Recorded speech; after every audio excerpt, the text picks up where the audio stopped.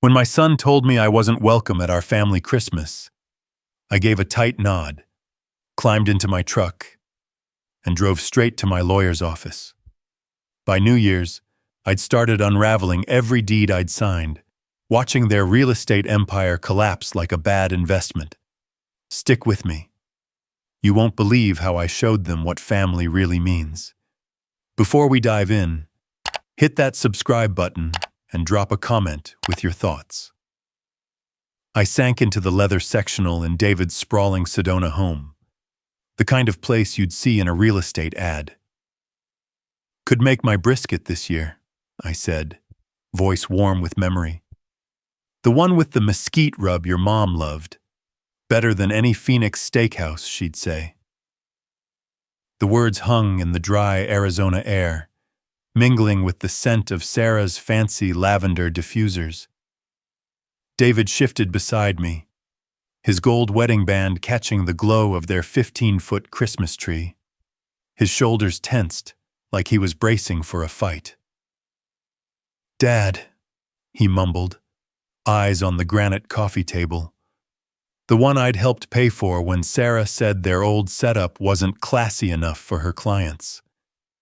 "You're not coming to Christmas this year." The words hit like a sledgehammer. I blinked, sure I'd misheard. "What's that?" "Why not?" He squirmed, staring harder at the table. "Sarah's parents are flying in.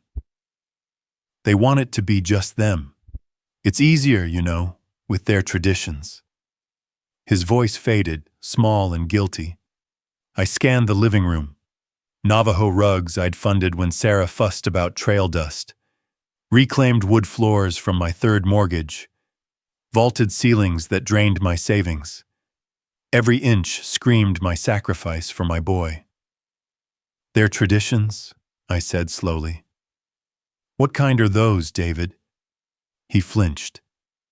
"Please don't make this harder."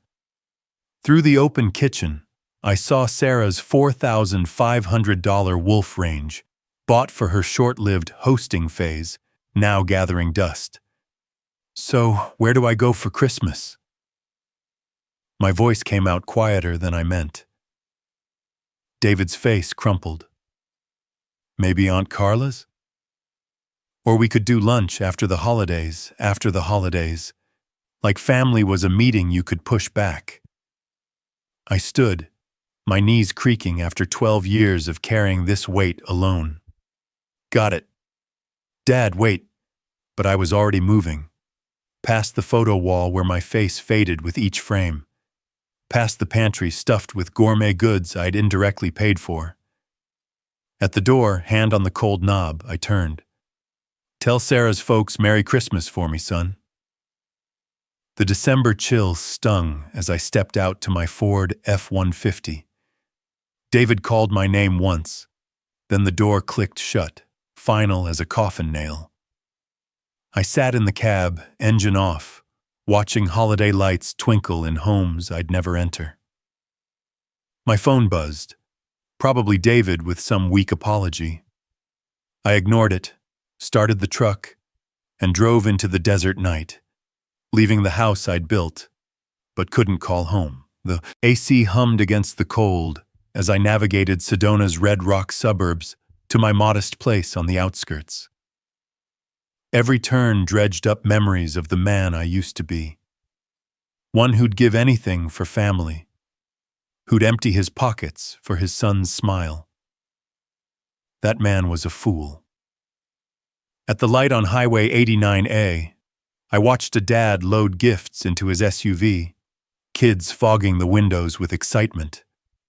That was me and David once, before Sarah, before I was just a checkbook with a pulse. The numbers rolled in my head like a losing bet. $5,000 a month, 10 years. My calculator gave up last year when I tried to total it. $600,000. More than Mary and I saved for retirement. Gone. I floored it as the light turned green, the truck growling with my anger. Oak Creek Canyon Road, where I'd refinanced our home, Mary's and mine, for their first property's down payment. The banker's pity still stung. "Mr. Harlan, you're risking a lot for their venture." Venture. Not my son's American dream, not our legacy, just a gamble. Uptown Sedona, the credit union where I took a fourth mortgage when David lost his job. "Temporary, Dad," he'd said. Sarah nodded, her $1,200 handbag swinging, already counting my desperation's worth. Nothing, as it turned out. My gravel driveway crunched under the tires, the one I couldn't pave because every dime went to their vacation rentals and flips. The porch light flickered, another repair on hold. Inside, the house echoed without Mary's laugh, without the family it should have held. My phone rang, Sarah's name flashing. Right on time. A decade waiting for this talk. I answered on the fifth ring, letting her wait. "Hey," she said, voice syrupy, the tone she used for bill bailouts. "Heard there was a mix-up with David." "No mix-up," I said, leaning on my Formica counter, coat still on. "You were clear. It's not personal. My parents want a certain vibe for Christmas, you know?" "Vibe?" I kept my voice steady. "What kind?" A pause, bags rustling, probably shopping on my dime. "They don't do your Tex-Mex food or that country music. They're refined, talk politics, books, culture. You get it." The jab cut deep, 10 years of swallowing her slights for David's sake. "My food? The enchiladas you loved when money was tight? Better than your grandma's, you said. That was different," she snapped. "We were grateful then. But now, with my folks, now I don't fit your fancy table. Don't make it dramatic. It's about class, not race. Dad's Ivy League, Mom speaks 3 languages. They winter in Aspen. What do you bring, construction stories?" Anger flared, but I stayed calm. "I built a company from nothing, employed 100 people, paid more taxes than your dad's best year. Money's not class. Breeding matters. Mary knew her place better than you." The line froze. She'd gone too far. "What did you say about my wife?" She blended, didn't cause trouble. Knew her role. My grip tightened on the phone. "Mary had more grace than your whole family." "Please. She was a housekeeper who got lucky. At least she stayed quiet." "Enough," I said, voice like steel. "We're done pretending to be family. You can't just, done." I hung up, set the phone down, hands steady. The kitchen felt cleaner, like a storm had passed. I walked to my desk, pulled out the folder I'd ignored too long. Statements, deeds, 10 years of bleeding dry for their empire. Time to stop the flow. The papers sprawled across my kitchen table like a crime scene laid bare. 10 years of bank statements, each one stamped with the same automatic draft. $5,000 on the first of every month, siphoned from my account to theirs. I pulled out my calculator, the same one I'd used to balance my construction business books before I retired. The numbers didn't lie, but they hurt like hell. First year, $60,000. Second year, another $60,000. By year 5, I'd stopped replacing my work boots. Year 8, I'd switched to store-brand coffee. This year, the 10th, I'd been skipping dinners to stretch my grocery budget. $600,000 total. Not counting the $80,000 down payment on their first Sedona flip, the $25,000 for their kitchen remodel, or the $15,000 for Sarah's essential outdoor patio for client entertaining. Added up, nearly $750,000. more than Mary and I had ever dreamed of saving for our golden years. I sat back, staring at the numbers until my eyes burned. Mary's life insurance, our retirement fund, the college savings we'd started for grandkids I'd likely never meet. All gone. Poured into a Sedona mansion where I wasn't even welcome for Christmas. The weight of it hit me slow, like the desert sun creeping up the red rocks outside my window.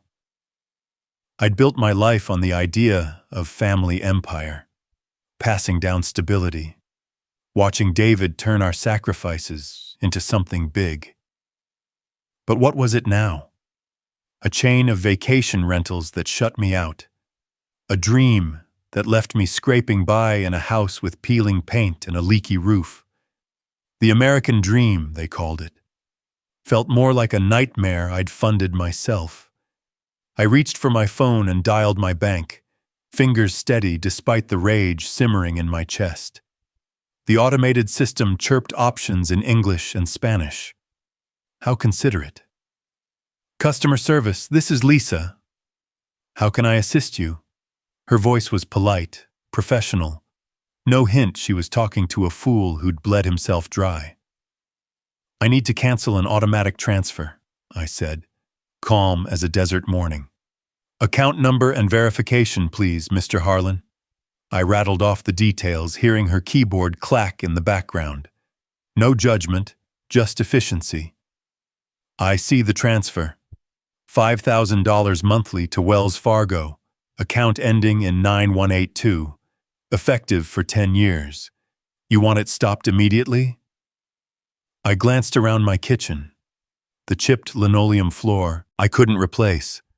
The leaky faucet I hadn't fixed. The fridge that hummed louder every month. All because my money was building someone else's dream. Immediately, I confirmed. Done. Anything else today? Nope. That's all I hung up. The silence in my house louder than ever. Outside, Sedona's red rocks glowed under the December sun, a view I used to love but now felt like a mocking reminder of what I'd lost. For the first time in a decade, next month's budget would balance. I could fix the faucet, buy real coffee, maybe even take a weekend trip to Flagstaff. Small victories, but mine. My phone buzzed. Sarah, right on schedule. John, she said, voice dripping with that fake warmth she used when she needed something. David told me about yesterday. Let's not blow this out of proportion. My parents need a ride from Phoenix Sky Harbor tomorrow. Flight lands at 3 p.m. You're free, right? The nerve. Less than a day after banning me from Christmas, she expected me to play chauffeur. Why me, Sarah? I asked, leaning against the counter. Because family helps family, John. Her tone sharpened, like I was a slow employee. And let's be real. You're not exactly busy running a business anymore. Just pick them up. It's not a big deal. Not a big deal. A decade of footing their bills, and I was just the errand boy. What airline? I asked, voice flat. Delta, Flight 672, baggage claim 4. And John, wear something nice. My parents noticed details. She hung up without a thank you. I set the phone down, staring at the folder of statements. $750,000. 10 years. And now, a taxi service request. I sipped my coffee, the cheap stuff tasting bitterer than usual. The wall clock ticked toward noon. Plenty of time to decide what came next. I opened the folder again, flipping to the deed for their first property, the one I'd co-signed. A plan was forming, sharp and clear, like the desert horizon after a storm. No more being the fool. It was time to take back what was mine. The next morning, I woke to the kind of quiet that comes after a storm has passed, even if the real one was still brewing inside me. Sedona's December light filtered through my blinds, casting long shadows across the kitchen, where I'd left the bank statements scattered like fallen leaves. I poured a fresh cup of coffee, Colombian, the good stuff I'd splurged on with my first taste of financial freedom, and sat at my desk, laptop humming to life. No more reacting. It was time to plan, to gather the pieces of my shattered trust and turn them into a weapon. The American dream I'd chased for David wasn't about blind sacrifice. It was about fairness. And if they wouldn't give it, I'd take it back. I started with the basics, the contracts. Digging through my old filing cabinet in the corner of the living room, the one Mary had organized years ago, I pulled out the manila folders labeled Family Investments. There they were. The deeds I'd co-signed for their 7 properties, starting with that first vacation rental in Sedona's upscale Oak Creek neighborhood.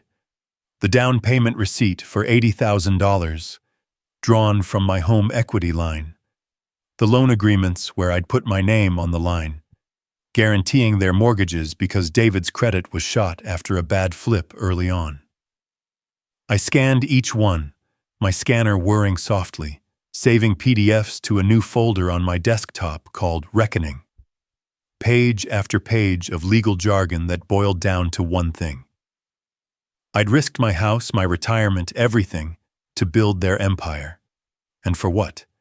To be told I didn't belong at their table. Next came the bills.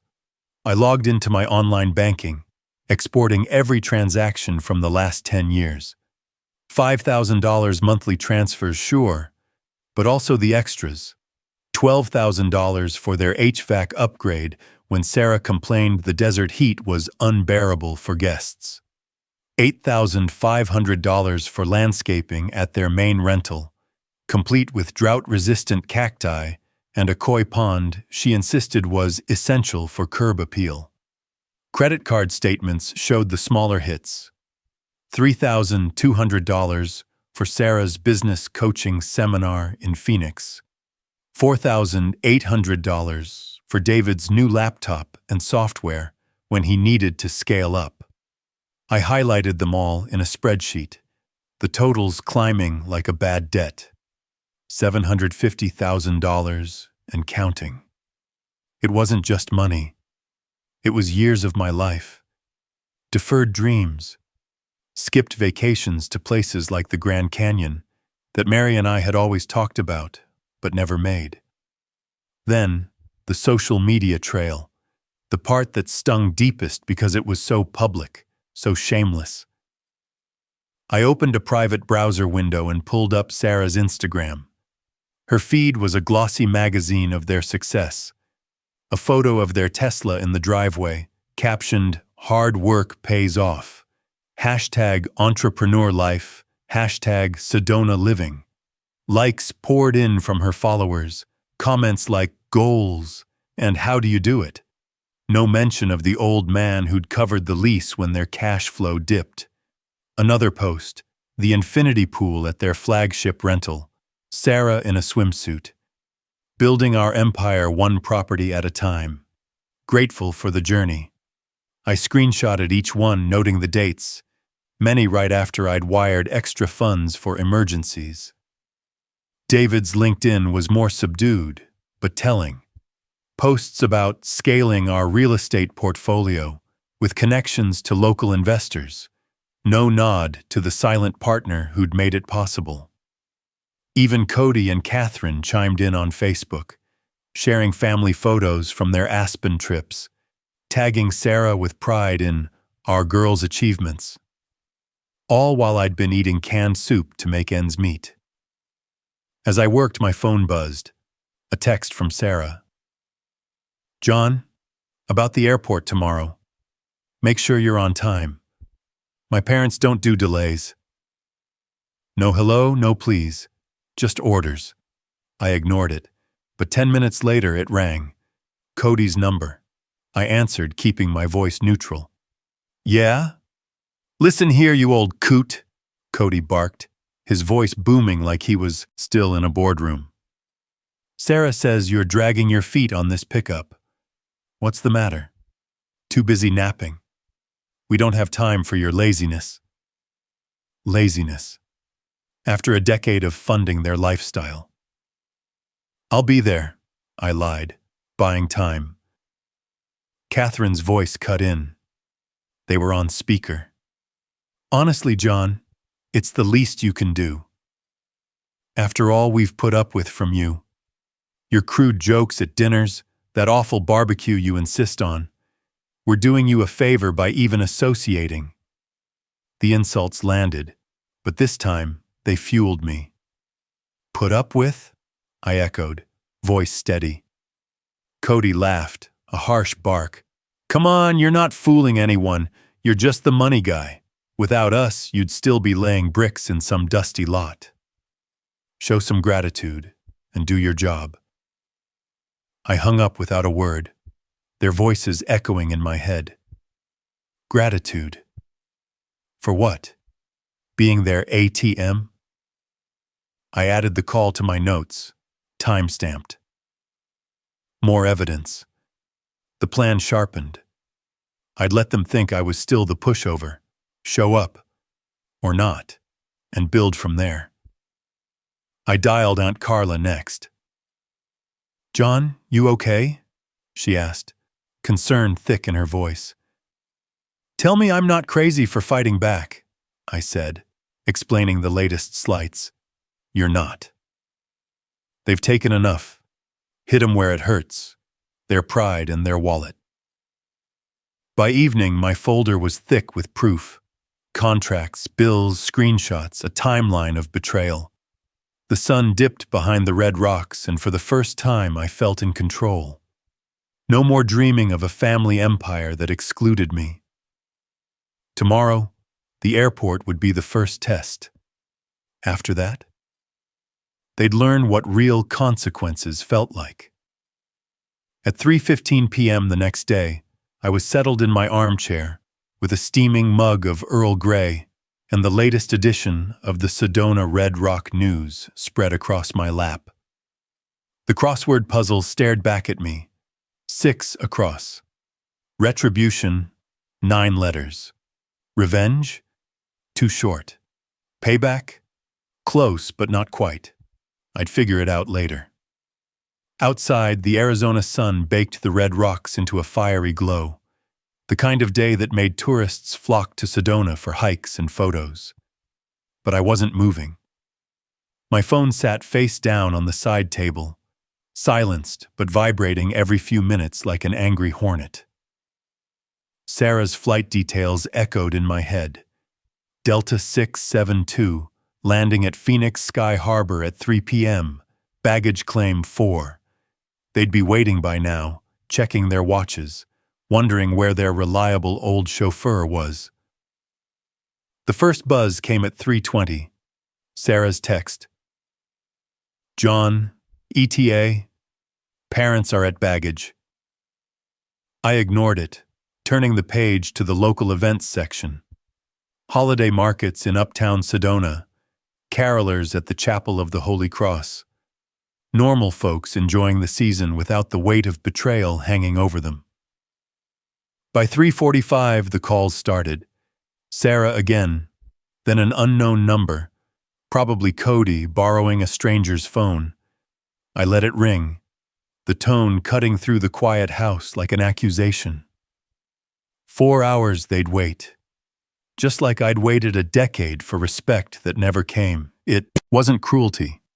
It was a lesson in consequences, slow and deliberate, like the erosion that shaped those red cliffs outside. At 4:30, the texts turned frantic. Sarah, "This isn't funny. Call me now." Cody, "Unacceptable behavior.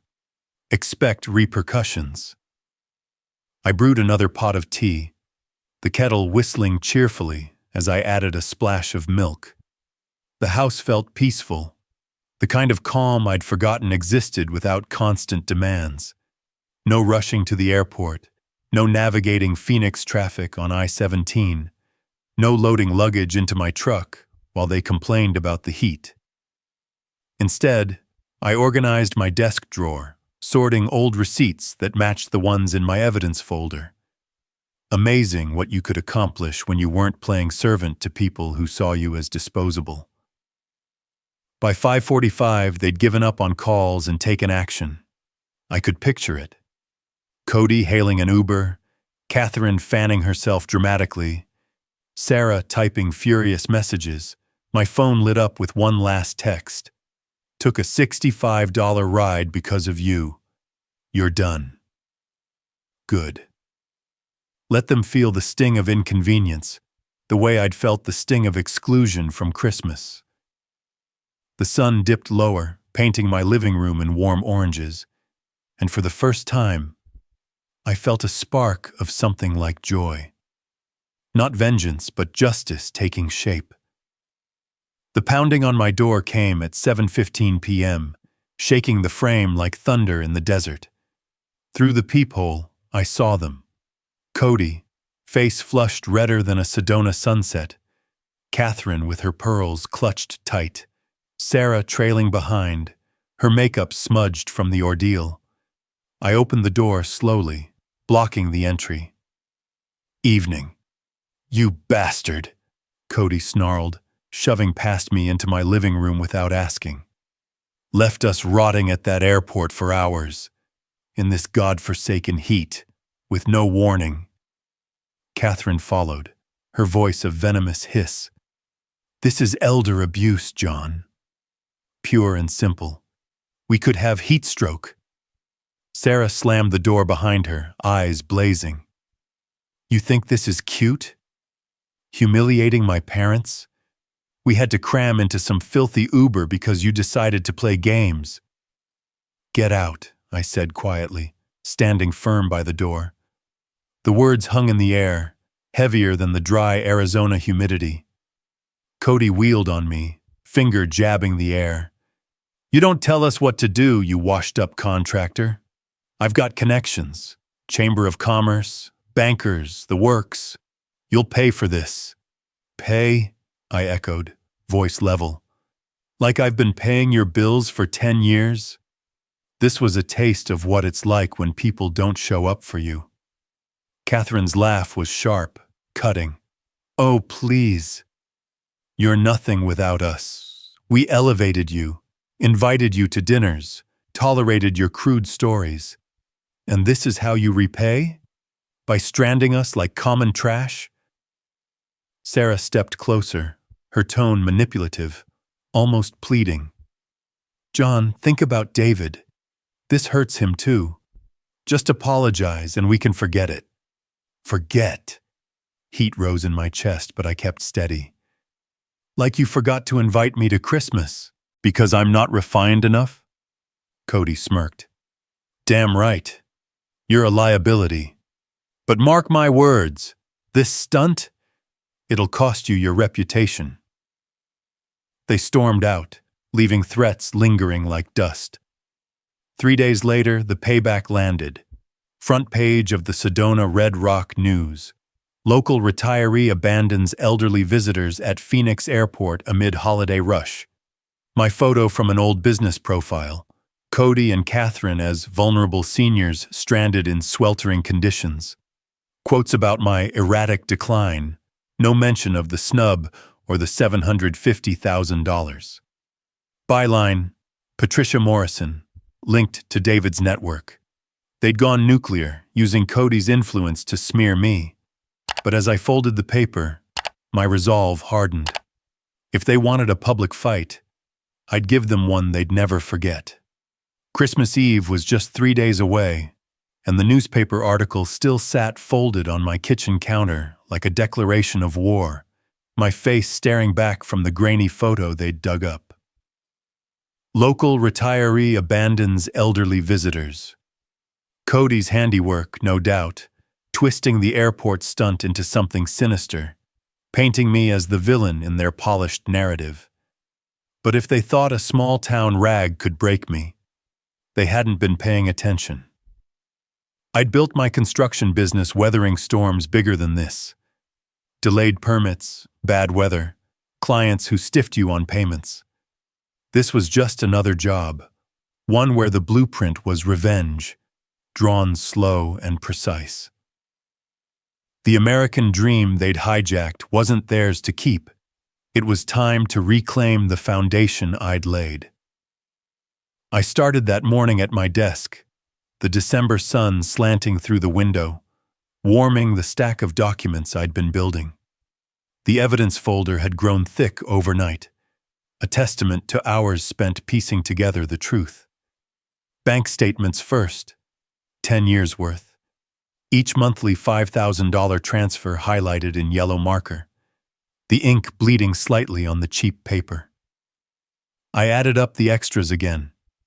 $80,000 down payment on their first Oak Creek rental, wired from my equity line when David swore it was the start of something big. $25,000 for the granite countertops and sub-zero fridge in their home kitchen, because Sarah needed professional grade for her fleeting catering hobby. $40,000 for the infinity pool at their flagship property, complete with LED lights and a hot tub she claimed was key to 5-star reviews.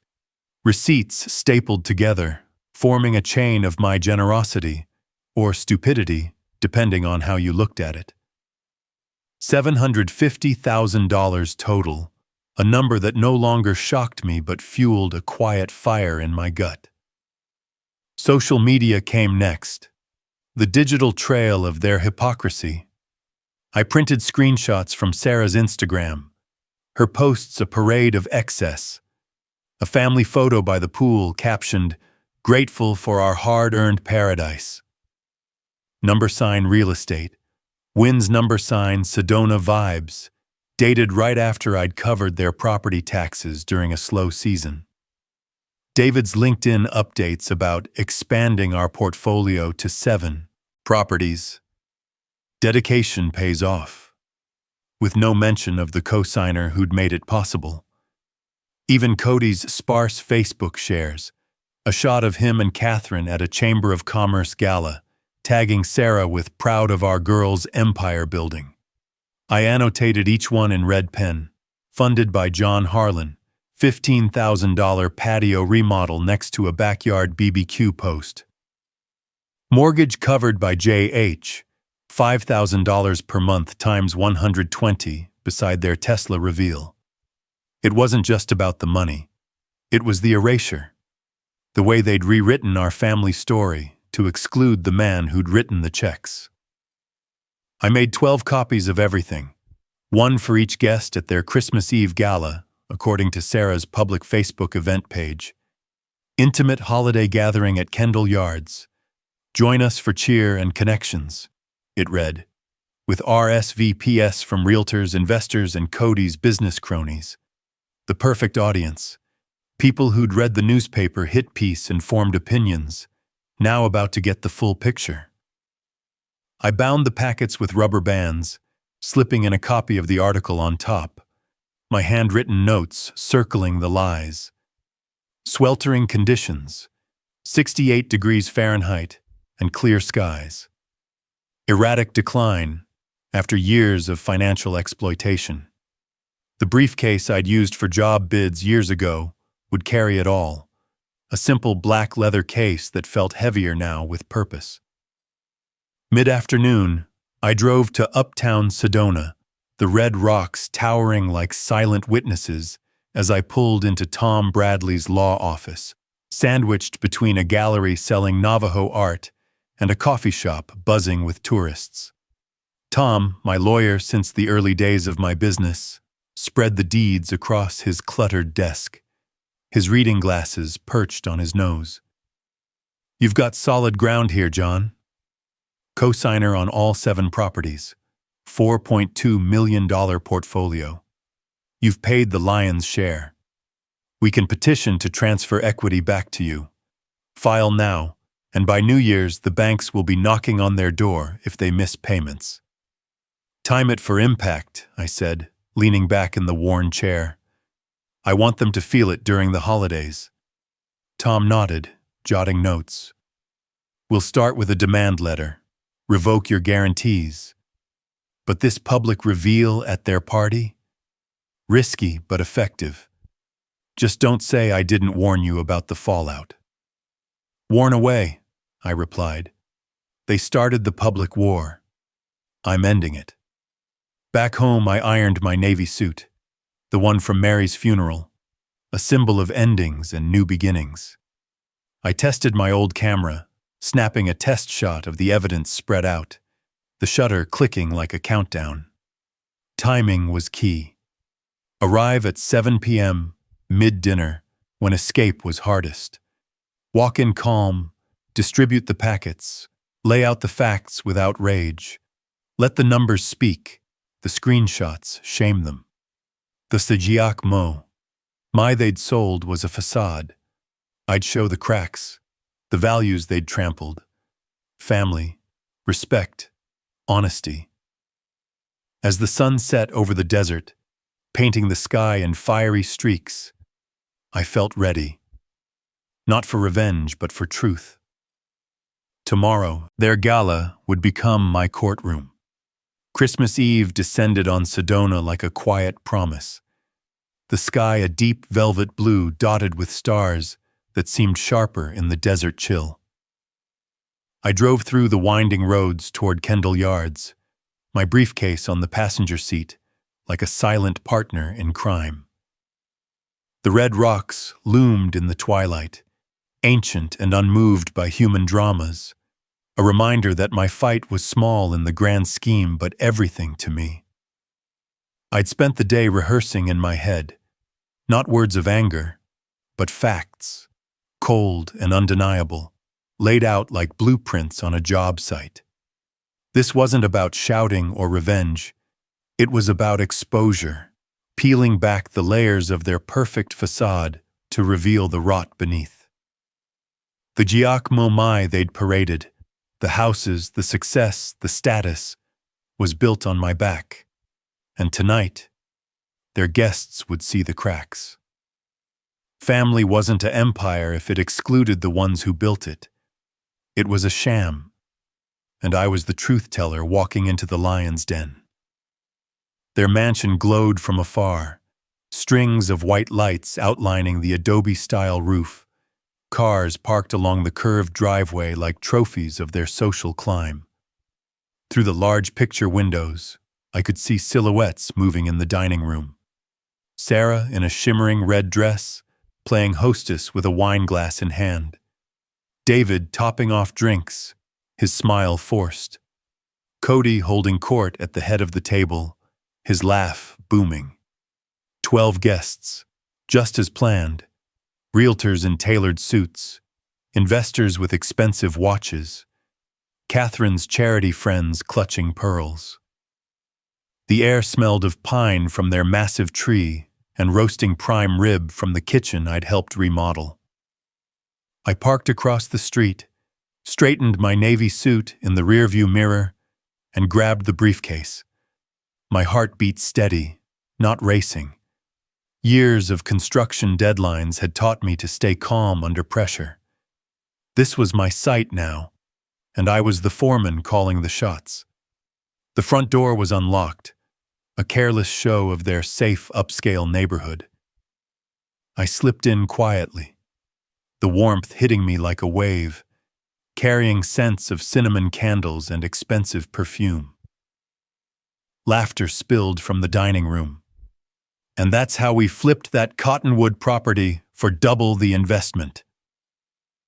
Cody's voice, full of bravado. I paused in the foyer, taking it in.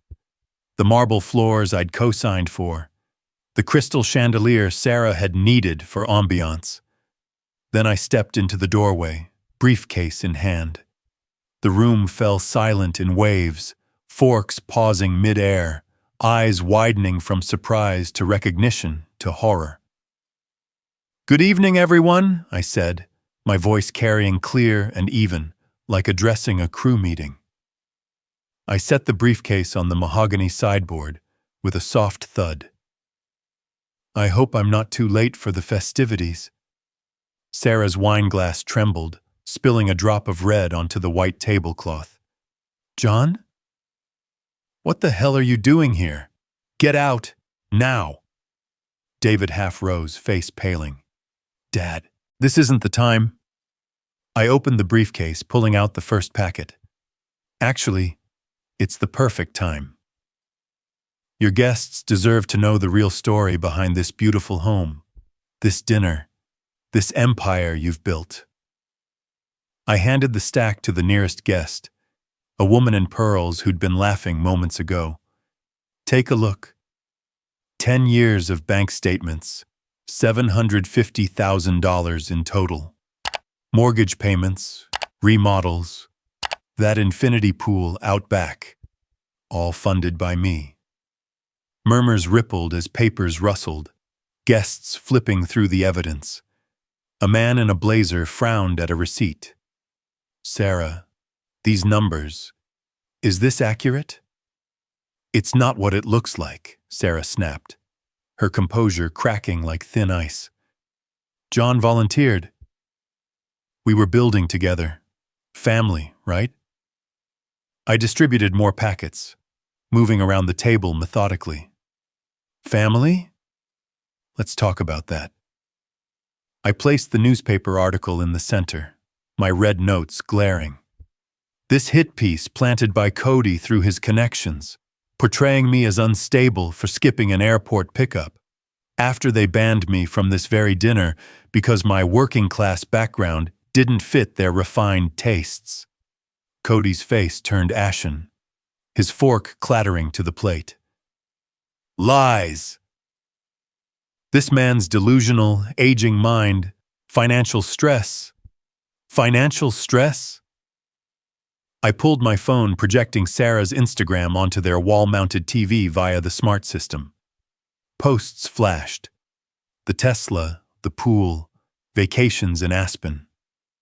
This is what my $750,000 bought while you called me crude behind my back.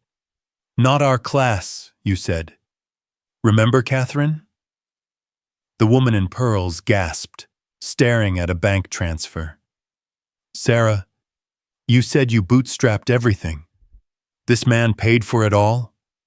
Guests shifted, whispers turning to accusations. A realtor leaned forward. Cody, you used your influence for that article? That's unethical. Catherine tried to intervene, voice strangled. This is a misunderstanding. Private family matters. No, I said firmly, meeting eyes around the table. You made it public. Banned me for not being educated enough, then smeared me when I stopped the money flow. This isn't family. It's exploitation. The room erupted slowly, then all at once.